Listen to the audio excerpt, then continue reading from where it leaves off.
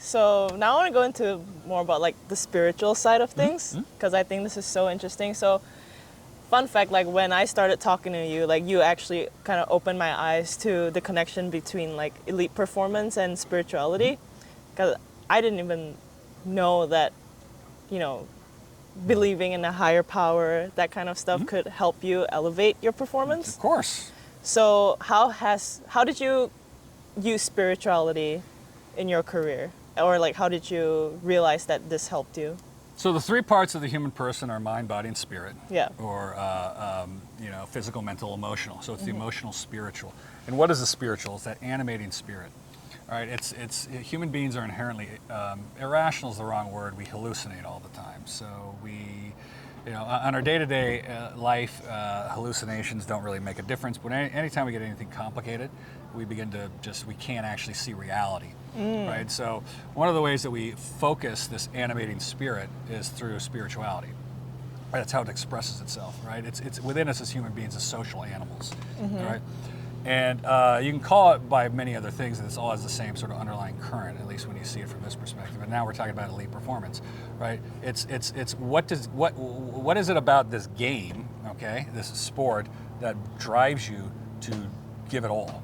Yeah. Okay, so they did a test with Olympic athletes, and they said you said, well, we'll give you this pill, it'll guarantee you'll win a gold medal, but you'll be dead at 30, and 95% of them took it. Yeah. Right. That's sort of like along this lines of like, what is life? What's it about? What's its purpose? All right. Yeah. So you don't have to believe in God or any of the gods. Yeah. You can certainly. But to understand the point, this point, okay? Yeah. If football players, especially Southern football players, are heavy-duty Christians, evangelical Christians, you can see how, when operating in a highly violent environment, believing in a higher power, that it's not you, it's them, that you're in their hands and it's God's will help you to operate in this heavy-duty violent environment. Yeah. Right? So well, how did you? I'd like to thank God. Well, what did God have to do with it? Well, he kept me from freaking out while this 300-pound lineman's trying to kill me. All right, so you were able to stand. And if you get hurt, I guess it was God's will. Right? He didn't want me to play.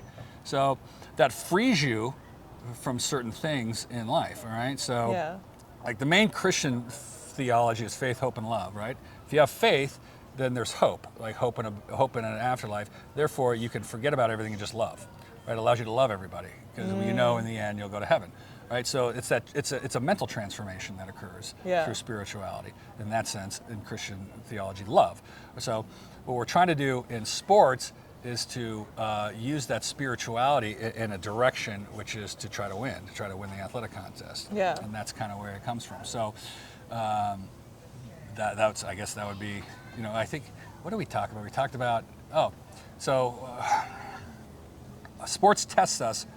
Sports tests us as a person. Yeah. One of the ways it tests us in social activity. So there's a hierarchy, which is opposite of what humanity is. So there's a winner, and that person is different from all the other ones, and that causes stress in the human person and in the human population. Who does that guy think he is? I am special because I won.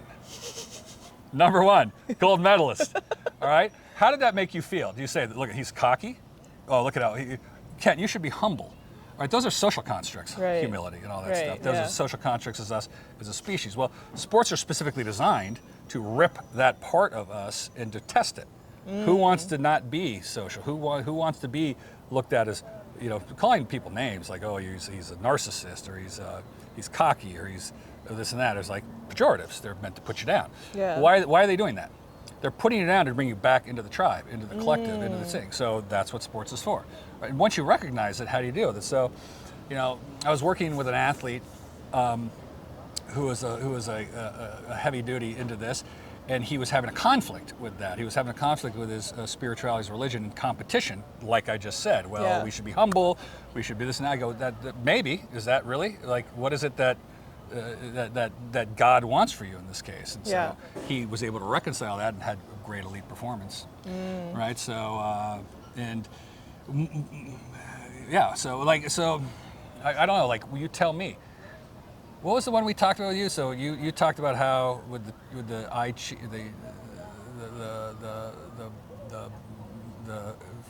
rice that gets bent in the. Oh yeah. Okay. So it's cultural too. Yeah. In Asian culture, it's very big on like humility, staying humble, and like, okay, this is gonna sound bad, but like Asian people, like we always say like, oh, Americans are like very arrogant. At least that's what I grew up with. So like, you know, it's taught to like, we were taught to like not show off, not, you know, boast about your accomplishments, like keep it on the low. So yeah, like coming here and being in elite sports and hearing what you said, kind of, I had to rewire my brain to think differently to perform at a higher level. Yeah, well, once you understand it's a social construct, but even then you could adjust your spirituality, and all spiritualities have an open path to whatever you want to do in a sense. Like, so a lot of what you talked about with arrogance is the Protestant work ethic, right? Like in America, the Protestants, you know, sort of colonized here and set up their system of individuality, and the harder you work, the glory to God, right? Yeah. Work is the glory to God. Idle hands are the devil's handmaiden, right? So the reason why you got rich is because God blessed you. All right, so that helps you get rich. Sure. That's a really good one, right? God wanted me to be rich, right? Yeah. You see a lot of that. That's prosperity theology. Okay, I could talk religion too. I did investigate a lot of this too as part of. Are you religious? I am. I'm a Catholic. Okay. I'm a Roman Catholic. So you could look at this, and once you see it, you could. My daughter now goes to Notre Dame, and she's in theology, and if again, you don't have to agree with it, but if you want to understand this, you can understand the point. Like, if you take Jesus' teaching, if you strip out the theological from like the practical, his philosophy of living. Yeah. All right, it's a transformation in how you live, right? So give it all away and follow me. In other words, stop thinking about, you know, the material things. Yeah. You know, stop thinking about all this other stuff that constantly gets in our brain and screws us up, all right? It'll make you better, like the kingdom of God is fast approaching. In other words, he's trying to transform you here and now. Your life will be better. That's his claim. Your life will be better. That the theological claim is different. All right, you'll go to heaven, you'll live forever, fine. But his theological claim is you'll have a better life on earth, in a sense. And so that is, once you strip some of this stuff out, you begin to see this sort of what's happening is they're trying to, again, what is it? There's some great research. We don't want to get into this, but like human beings communicate in stories. Yeah. They communicate knowledge through stories, which gets captured into things like the Bible or what's the Tai Chi or the Tao Te Ching, or like the Buddha, Quran, the Quran, or stuff like that. So there's these truths that get handed down that they're always allegorical, or not allegorical. It's mythopedic literature is the way it's written, right? So like, it's meant to. It has a purpose. Yeah. Right? They're trying to make a point. Okay. Is the point, all right? So you see that constantly, and it's a sum of knowledge. And human beings are not social. We're social animals, but we're not. We're humans, okay? So we're not strictly primates. We're different, right? So we have the image of the hero, right, going off. So the hero goes out. He detaches himself from the social aspect to do something. Yeah. Whether it's to save humanity. Then we have the Western, you know, the guy who comes into town he has to fight the bad guys, and he has to be slightly bad himself, right? So there's all these themes that happen and all that stuff. It's how you operate from a mental framework. So what is my point in sports? I guess again. How do we relate it back? When she sent me the questions, I go, this is going to be a long conversation. How does this relate to sport? The point is, we're back to the animating spirit. All right, a religion is an animating spirit, a drive, all right, to do something you normally wouldn't do. Okay, so that's what religion does. Okay, religion gets you to, spirituality gets you to do what you don't want to do, because we're lazy ass human beings who want to sit around and watch videos on our phone and eat bad food, pizza, and drink beer. All right, you got to do what you want to do, like to change your mindset. To stop. So the problem with human beings is our brain jumps from the past to the future. That's how we operate. We can't live in the present. Okay, so because it's not designed that way. It's designed to keep doing that, which is why we always worry about the future anxiety and think about the past, get depressed. And so in order to be in sport, the only way you can win, again, our goal is to win. All right, the only way you can win is to be in the moment. How do you know what to do if you're not there, seeing what's happening? There's a lot of things going on with time that the brain misinterprets. And so if you can sort of put away the present or the future and put away the past, then you can operate in the present. That's what everyone's always taught. Like some of the spirituality, like the yogic traditions and the Zen traditions, are about meditating, about being in the moment. All right, it's the same thing. Well, all right. So same thing in the other religions. if heaven awaits you in the future, you don't have to worry about the now. And if something happens in the past, that helps you. Remember The Alchemist? The book The Alchemist? So in The Alchemist, the soldier says it's Allah. It's in Allah's hand. That way I'm in the present because Allah's taking care of everything else. That way I know where to chop a guy's head off. That's kind of... That's what he said. Like you have to know where to strike. It was when I read that, I was like, "That's exactly what I'm talking about." Yeah, see, you go like, you're like, the context is a little not good right now.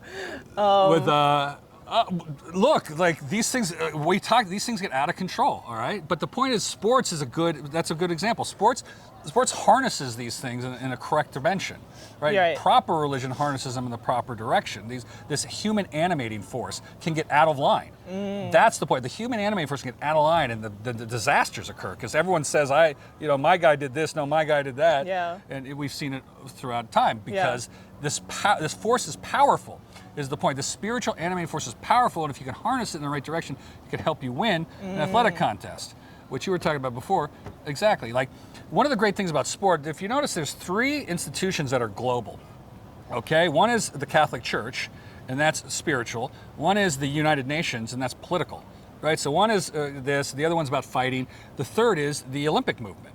Right? That's the only other trans-global where everyone comes together. Yeah. And it's the one where it shows you what's best about humanity. Yeah. What's best about humanity is the Olympic Games.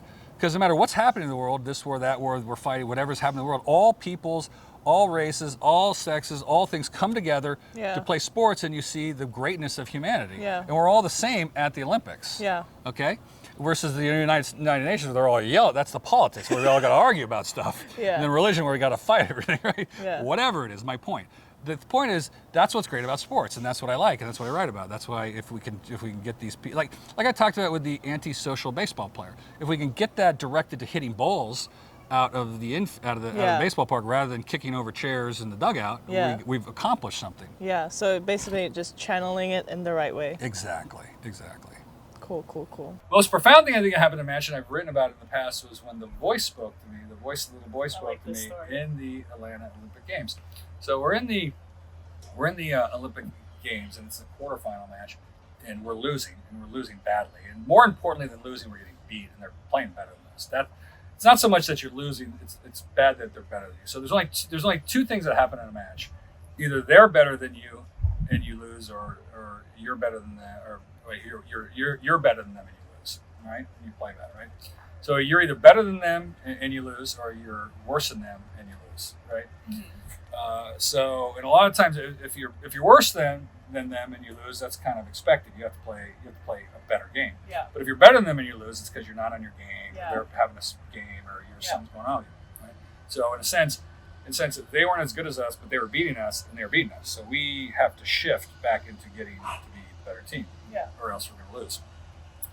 And this voice in my head was saying, "You can't." Ken. I was like, what the hell's going on? I'm used to voices in your head. Everyone's got voices in their head. But this one was sort of powerful. And I was like really pissed because I was like, what? And I was what? And one of the problems was it was in the Olympics, I was over-focusing. So I went into the Olympics like, this is the Olympics. This is what I want in my life. I'm going to take it seriously. I ignored friends and family. I was very ascetic, monkish in my habits at the time. Really, you have to give it all. And I was over-focused. It was taking me out of balance, and so we weren't playing well. And I heard this voice inside of my head. It was the voice of the 8-year-old boy, the one I talked about before, the one that saw Bruce Jenner win the Olympics. And he says, "You have to start having fun." And I said, "What the hell are you talking about? This is a conversation that's happening instantaneously." And they said, "Shut the fuck up. We're in the middle of the play, the quarterfinals. We're losing." And I was trying to if I could have gone to the pull and bang my head against the wall to get this voice to stop. Like, you want to hit. It's something. I've talked to you about this before. Your brain is made of parts, and sometimes they work together, sometimes they work apart, and that's the way the brain's structured as well. And so this sense of me saying was trying to this part of my brain was trying to communicate with me in a way, and it was this. And I go, "What are you talking about?" He goes, "This is what we've always dreamed about. We're in the Olympics. Like, why? This was our dream." Yeah. And he said, "I'm gonna tear up actually." And he goes, "You're fucking it up for me. You're fucking it up for us." Yeah. And he goes, "Why?" He goes, "Why don't you look around at how beautiful it is? Why don't you? You're in the Olympics, and you are being an ass and acting like an ass." I'm like, I go, why? So I looked up and I was like, you know what? This place is gorgeous. Like, it's the Olympics. And the crowd is going crazy. The crowd loves it. Everyone loves it. Everyone's excited. The stadiums are beautiful. They really do a good job in the Olympics. And like, you know, you're right. And like, a smile came across my face. And that's when I knew we were going to win. Like, instantly I could see the future that we had.